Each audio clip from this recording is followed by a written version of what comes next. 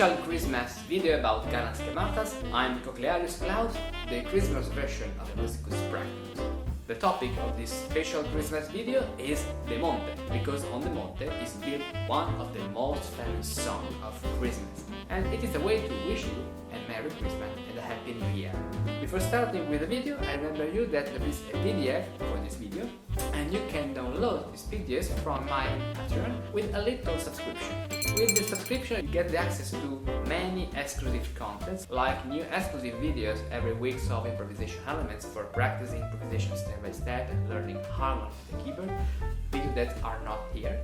You can download all the PDFs, you can stay more in touch with me, and we are building step by step a community, because every month someone new is joining my Patreon, so I like to build really a big community about improvisation, composition, and all of that.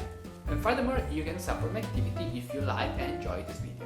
Remember to subscribe to this channel, to activate the bell, and to give me your like if you enjoy this content. Let's start with the video.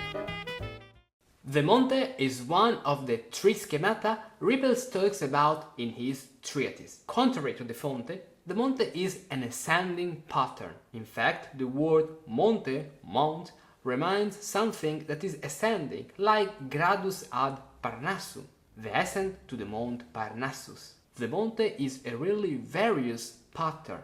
In fact, there are a lot of variants and situations for the Monte, and we can find an earlier version of the Monte in a Renaissance pattern really used especially in Bithynia, that is the 5/6 movement.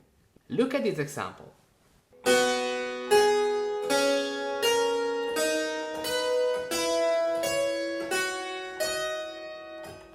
In this example, we have like parallel fifth,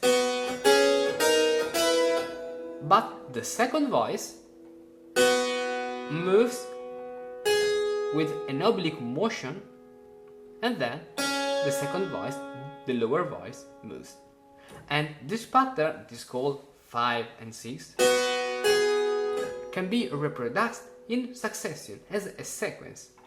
5, 6, 5, 6, 5, 6, 5, 6, 5, and 6, and going on. Now we can add parallel thirds to this kind of Monte in this way.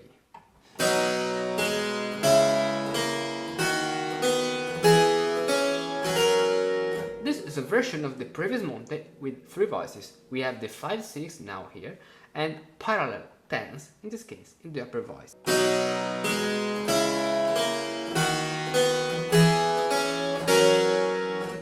We can also find this situation with parallel tens between the two lower voices and 5/6 in the upper voice.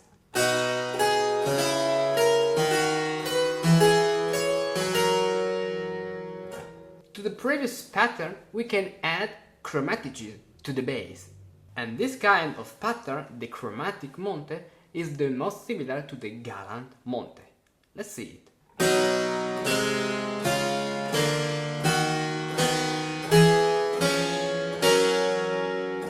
As you can see, in the bass we have Fa, Mi, Fa, Mi, Fa, Mi, Fa, Mi, Fa, according to Solmisation name. Remember that Solmisation was at the basis of the knowledge of a musician of the 18th century.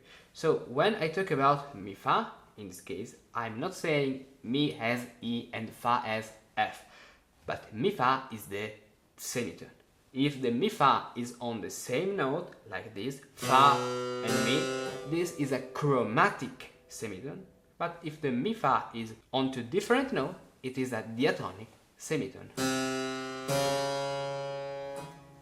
Solmisation is really important for understand better and deeply early music. For that, there is a Solmisation super course, with you can learn solmisation step by step with a lot of exercises, according to the traditions of Renaissance masters. This year, from the 25th of December to the 6th of January, you can use this code for having a 50% off on my Solmisation super course. So don't waste this Christmas opportunity and learn solmisation. So let's go on. The last example I played is the harmonic structure of this song. Do you know it? Write the name of this song in the comments.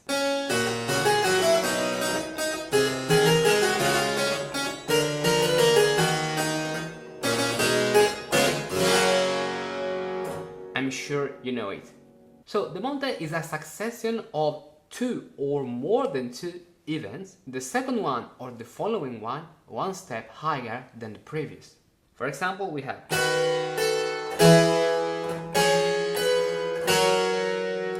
As you can see, this is pretty similar to the Fonte, because the single event is the same of the Fonte. We have the 7th degree of the scale that moves to the 1st degree in this way, and then we have the 7th degree of the new key that is not like in the Fonte one step down, but it is one step up, the 7th degree of the new key and the 1st degree.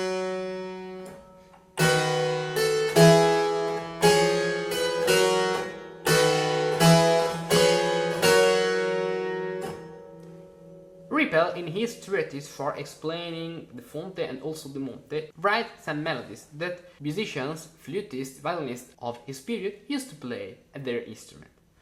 The melody that Rippel writes for the Monte is the following one.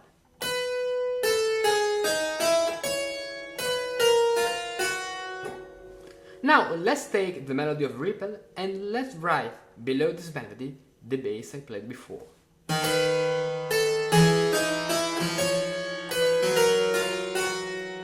As you can see, in this example, we have the movement 7-1 in the bass and the movement 4-3 in the upper voice. The same of the Fonte, but not in a descending pattern, but in an ascending one.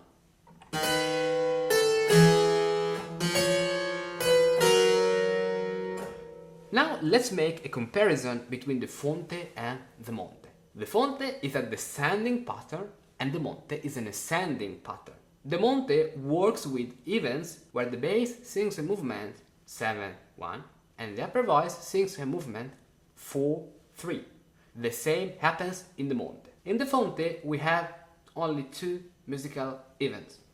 In the Monte we can have two or more than two musical events.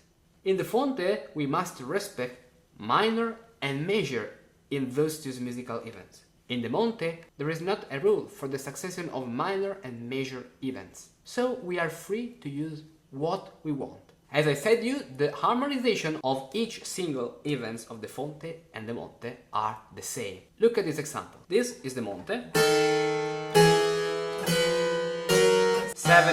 7-1, 4-3, 4-3, and this is the Fonte.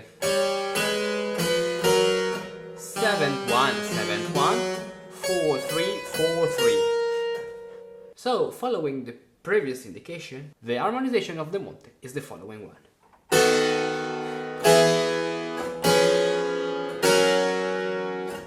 And as I said before, if we have a Monte that has more than two events, we only have to transpose the third event one step degree than the second one, in this way.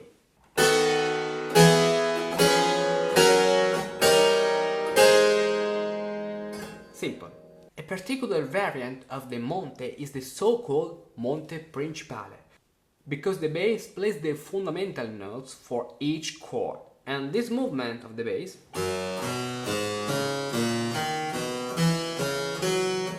was called in the Neapolitan tradition and school Movimento Principale, main movement, because it used only the third and fifth chord, and this is the harmonization.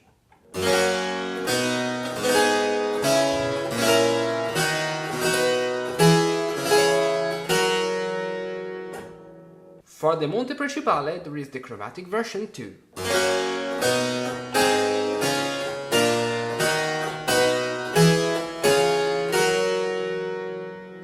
Another variant of the Monte is the Monte Romanesca. The Monte Romanesca is so called Monte Romanesca because the movement of the bass starts with the movement that is typical of the Romanesca. 1 and 5. And then he goes on. So 4 down, then 5th up, 4 down, then 5th up, 4 down. It is like the opposite of the quintfold sequence, that is 5th down and 4th up, 5th down and 4th down. And this is the harmonization of the Monte Romanesca.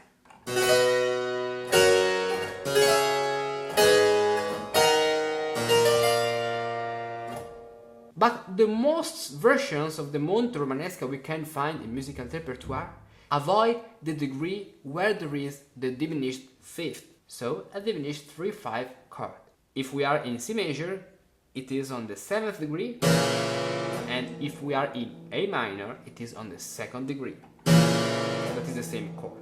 So we can find the Monte Romanesca in a lot of Galant music. We will see an example in the next few minutes. Like this. We have the 1st degree, C major, C, then the 5th one, then 2nd degree, then 6th degree, then 4th degree, and then 1st degree.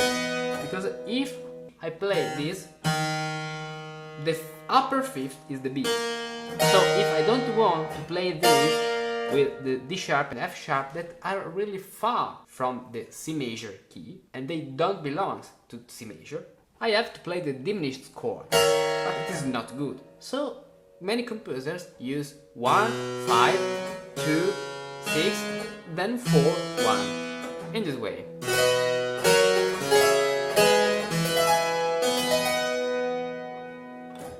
Good, let's see now some examples from the musical Galant repertoire. The first example is a Monte by Rippel, a 3-part Monte.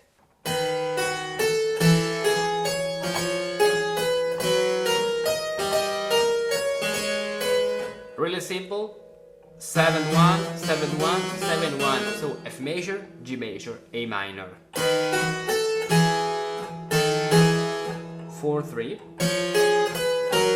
4-3, 4-3. Good.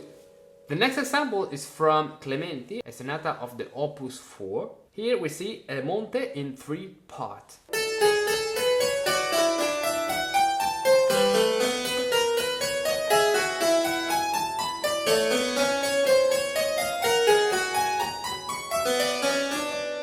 As you can see, we have 3 flats in this key, so we are in E flat major or C minor. In this case, we are in A flat major because, as you can see, in the first segment, we have a passage to the 4th degree of E flat major, that is A flat major. Then, the chromatic movement of the bass rises up to B flat major, and then the next step is obviously C minor. This is the example. The next one is by Clementi, but this is not a chromatic Monte, it is a diatonic Monte. Let's see it.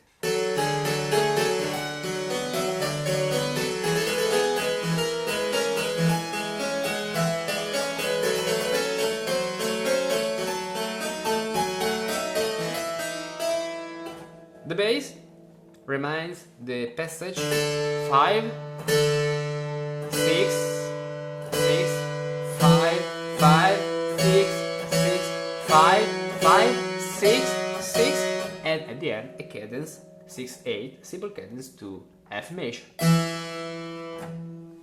The next example is by Scarlatti, a sonata, K220. Let's play it.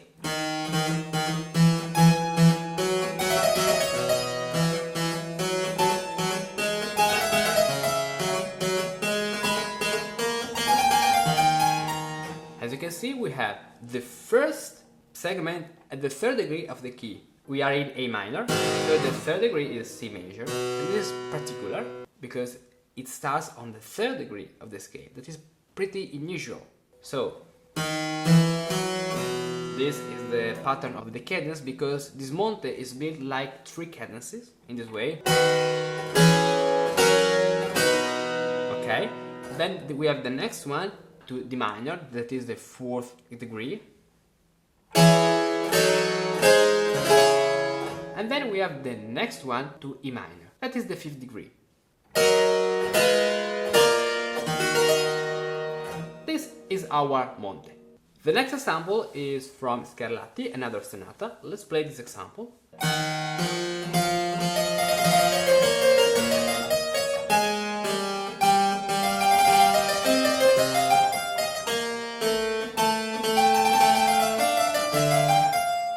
Okay, this is a Monte in 3 parts. We have the first part in B minor, like a cadence to B minor.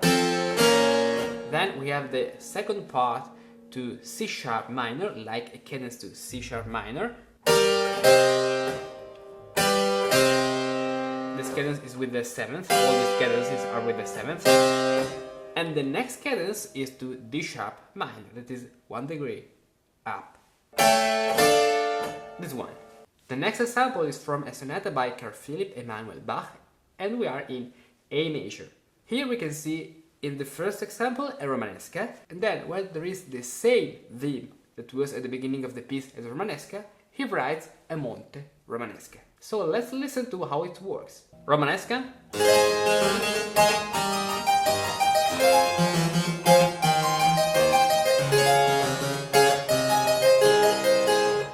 And then the same melody but on a Monte Romanesca.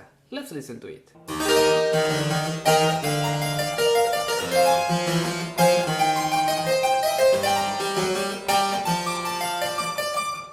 Good. The next example is from Durante Studio, the number 2 Allegro. This is an example of a Monte Principale.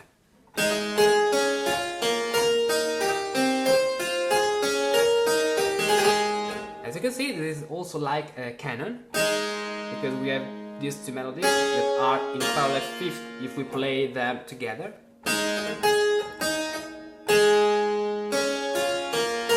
But it is canon if the second one is pushed of 1/8, and this is an example of a Monte Principale because the bass moves using the fundamental notes for each underlying chord.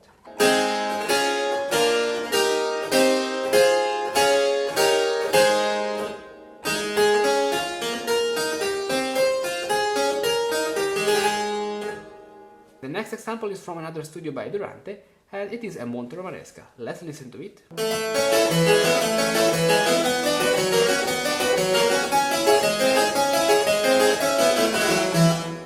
In this example we have B flat, F, then C, G, and then D, A, typical of the Monte Romanesca.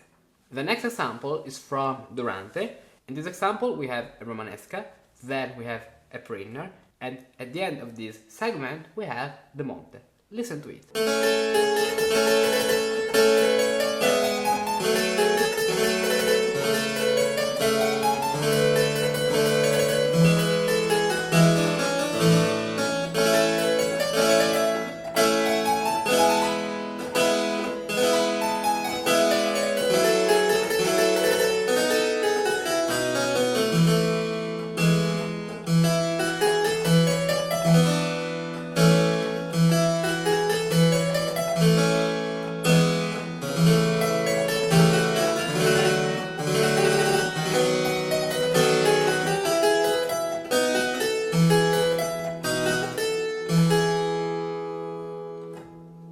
And the last example of a Monte Romanesca without the degree with the diminished third is from a Cecchona by Handel.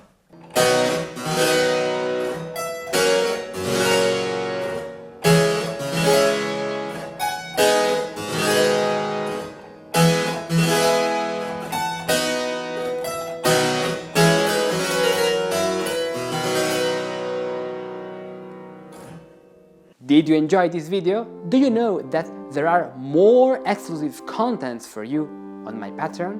Yes, I have a Patreon where you can support my work in making more videos like that for you and receive new exclusive contents as a thank you every week. For example, with a little subscription like a coffee a week, you can download all the didactic PDFs of my videos. Furthermore, you get the access to Improvisation Elements. Improvisation Elements is an exclusive Patreon series that consists in video tutorials for practicing improvisation at the keyboard. I upload new videos of Improvisation Elements series every week. Each video is based on a specific topic, like for example sequences, spiridione cadences, exercises for diminution for the organ, the harpsichord, the piano, and more. For each video there is an annexed PDF, and by watching the videos of Improvisation Elements and downloading the PDFs, you can develop specific keyboard skills and become a better improviser. Check the link in the description to discover all the benefits you can get on my Patreon. A special heartful thanks to all those who are already my patrons for your important and priceless support. Thank you so much. And if you haven't joined my Patreon yet, we are waiting for you. You are welcome. So, have a nice day and see you over it.